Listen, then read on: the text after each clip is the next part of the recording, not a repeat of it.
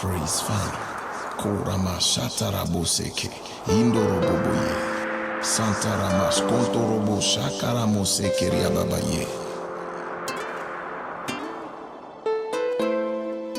Ureboshi koryama mashkento robos kantaryama maye.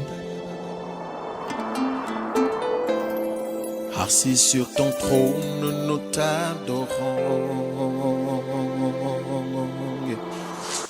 Je rencontre beaucoup de personnes qui ont des problèmes à comprendre la doctrine des langues des anges. Il y a certains qui croient que ce n'est pas de Dieu de parler en langue en public durant un culte. Ils croient que la Bible enseigne que nous devons le faire en secret. C'est pourquoi nous trouvons que dans plusieurs églises, dans plusieurs assemblées, il y en a qui ne parlent presque jamais en langue. Il est important de comprendre que l'apôtre Paul, il y a de cela des centaines d'années, il a dit que dans les derniers temps, beaucoup abandonneront la foi pour s'attacher à des doctrines de démons. Et c'est ce que nous sommes en train de voir aujourd'hui, parce que j'explique toujours aux gens que Dieu nous a donné l'intelligence humaine pour que nous soyons capables de comprendre des choses qui sont simples à comprendre. Et il nous a donné aussi son esprit, le Saint-Esprit, pour nous diriger dans toutes choses. Ça veut dire que nous devons avoir la facilité à comprendre les Écritures. Alléluia. Aujourd'hui, je ne vais pas me focaliser sur ça, parce que je veux répondre à une question. Alléluia. Mais nous comprenons très clairement que nous vivons dans un monde spirituel. Et les anges qui existent sont en deux catégories. C'est pourquoi souvent, il y a des gens qui parlent en langue. Mais nous devons nous rassurer que les langues que nous parlons sont véritablement de Dieu. Et pour savoir que je parle les langues divines, je dois être né de nouveau. Alléluia. La Bible dit que celui qui est en Christ est une nouvelle créature. Ça veut dire que nous sommes une nouvelle espèce en Christ, une nouvelle espèce en Dieu. Alléluia. Et parce que nous sommes une nouvelle espèce en Dieu, nous avons l'Esprit de Dieu en nous. Et parce que nous avons le Saint-Esprit qui vit en nous, les langues que nous recevons sont effectivement de Dieu. Alléluia. Gloire. Gloire. J'aimerais que nous puissions aller dans le livre de 1 Corinthiens. 1 Corinthiens chapitre 13.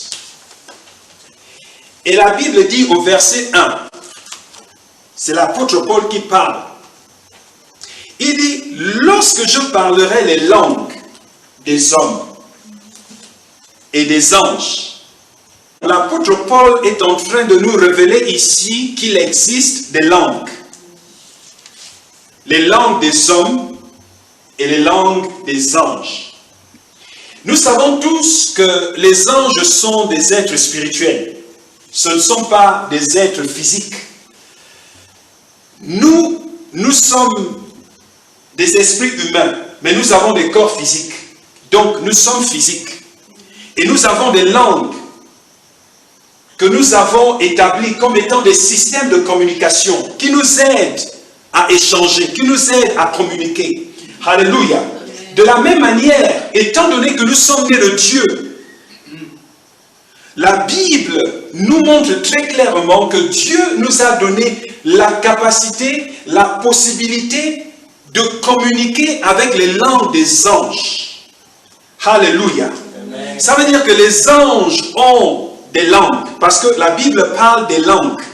La Bible ne parle pas d'une langue, mais il s'agit des langues. De la même manière que nous avons des langues, nous avons plusieurs langues, donc plusieurs systèmes de communication.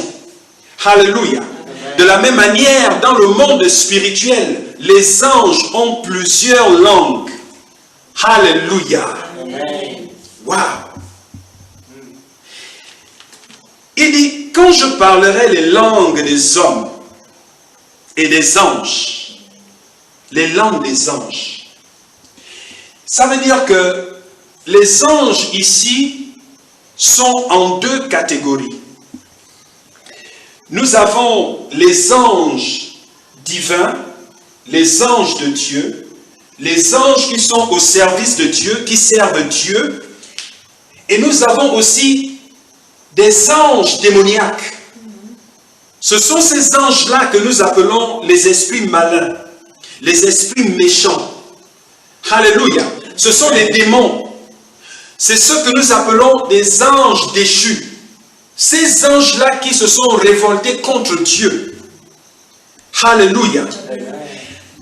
Mais tous ces anges-là ont des systèmes de communication. Alléluia. Aujourd'hui, nous allons essayer de voir ce que la Bible enseigne. Est-ce que la Bible nous enseigne de ne pas parler en langue en public? Est-ce que la Bible nous enseigne à ne pas le faire durant un culte? J'aimerais nous inviter dans le livre des Actes. Au-dessus de toutes choses, revêtu d'éclat de feu.